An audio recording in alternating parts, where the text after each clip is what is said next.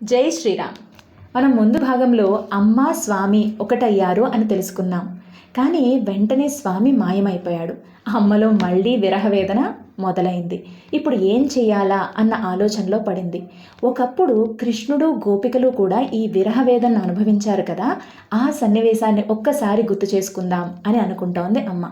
ఏం జరిగింది ఆ సన్నివేశం, అమ్మ ఏం గుర్తు చేసుకుంటోందో తెలుసుకుందాం. ఒకప్పుడు రేపల్లలో కృష్ణుడు గోపికలు చాలా సంతోషంగా ఉండేవారు.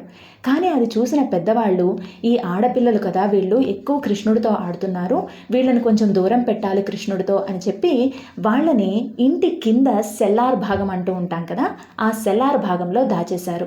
కృష్ణుడు పాపం చాలా బాధపడుతూ ఉన్నాడు, ఎప్పుడు కలుసుకుంటామా ఈ గోపికలని అని. గోపికలు కూడా అంతే విరహవేదనతో ఉన్నారు. వాళ్ళు సరిగ్గా తిండి తినడం లేదు, మాట్లాడలేదు. ఇలా ఉంటే ఈ పిల్లల పరిస్థితి ఏమైపోతుందా అని చెప్పేసి ఈ పెద్దలకి కొంచెం బెంగ పట్టుకుంది.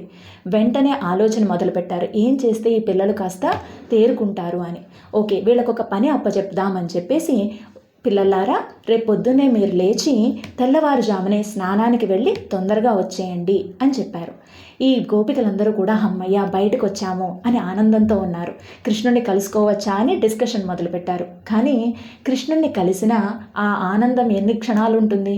మళ్ళీ వచ్చి ఈ సెల్లార్లోనే ఉండాలి, మళ్ళీ ఆ విరహవేదన అనుభవించాలి.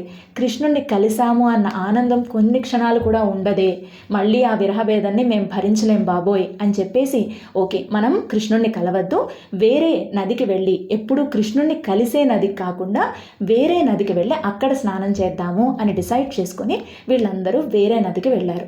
అక్కడ వీళ్ళు స్నానం చేస్తున్నారు. వీళ్ళు అనుకుంటున్నారు, కృష్ణుడు ఇప్పుడు రాడు, ఇక్కడికి రాలేడు, ఎందుకంటే ఇది కొత్త నది, అండ్ కృష్ణుడు కూడా రాత్రంతా అల్లరి చేసి తెల్లవారుజామునే పడుకునే అలవాటు ఉన్నవాడు. మనమా తెల్లవారుజామునే స్నానానికి వచ్చాం, సో డెఫినెట్గా కృష్ణుడు రాడు అన్న ధీమాతో వాళ్ళు కృష్ణ అనుభవంతో కృష్ణుడిని తలుచుకుంటూ వాళ్ళు స్నానం చేస్తున్నారు. ఇంతలో కృష్ణుడు రానే వచ్చాడు. అక్కడ వీళ్ళు వాళ్ళ వస్త్రాలని ఆ నది ఒడ్డు మీద పెట్టి స్నానం చేస్తున్నారు. కృష్ణుడు ఆ వస్త్రాలన్నీ తీసుకుని అక్కడ దగ్గరే ఉన్న చెట్టెక్కి రాజాలాగా నుంచుని ఉన్నాడు.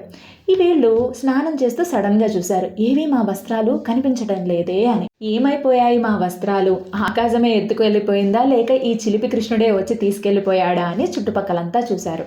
అక్కడ ఒక చెట్టు మీద కృష్ణుడు నిలబడి ఉన్నాడు.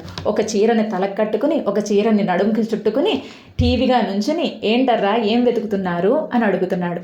వెంటనే గోపికలు, ప్లీజ్ ప్లీజ్ మా వస్త్రాలు ఇచ్చేవా, పొద్దునే తెల్లవారిపోతోంది, సూర్యుడు వచ్చేస్తున్నాడు, మా వస్త్రాలు ప్లీజ్ ఇచ్చేవా అని అడుగుతున్నారు. చేతులెత్తి నమస్కరించండి అప్పుడు ఇస్తాను అని అంటున్నాడు టీవీగా కృష్ణుడు. ఇవన్నీ ఇప్పుడు ఎందుకయ్యా, ఫస్ట్ మా వస్త్రాలు ఇచ్చేసేయి, అసలే చల్లగా ఉన్నాయి నీళ్లు, కింద చేపలు కరుస్తున్నాయి, అండ్ తామర పువ్వులు ఉన్నాయి, ఆ తామర తూడులు మా కాళ్ళని చుట్టుకొని బాధిస్తున్నాయి, ప్లీజ్ తొందరగా వస్త్రాలు ఇచ్చేవా అని అడుగుతున్నారు. కృష్ణుడు అంటున్నాడు, మీ కష్టం మీరు చెప్తున్నారు, మరి నా కష్టం గురించి ఏమని చెప్పుకోను? మీరా ఇన్నాళ్ళు సెల్లార్లో ఉన్నారు, లోపలే ఉన్నారు, కానీ మీరు ఎప్పుడు వస్తారా అని చెప్పి ప్రతిరోజు రాత్రి ప్రతి నదికి వచ్చి మీరు ఈరోజు వస్తారేమో, ఈరోజు వస్తారేమో, ఈరోజు వస్తారేమో అని ఎంత వేచి చూశానో తెలుసా మీకోసం.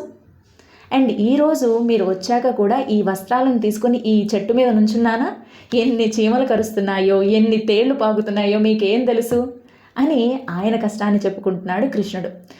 గోపికలు అడుగుతున్నారు, గజేంద్రుడు చిన్ని కష్టం చెప్తేనే నువ్వు పరుగున వచ్చావంట, మేము ఇన్ని కష్టాలు చెప్తుంటే నేనే ఎక్కువ కష్టం పడుతున్నానని చెప్తున్నావు, ప్లీజ్ కృష్ణ ఇచ్చేయి, లేకపోతే మా పెద్దవాళ్ళు వస్తారు, లేకపోతే మా అన్నలు వస్తారు, బాగా నిన్ను తంతారు అని చెప్తున్నారు.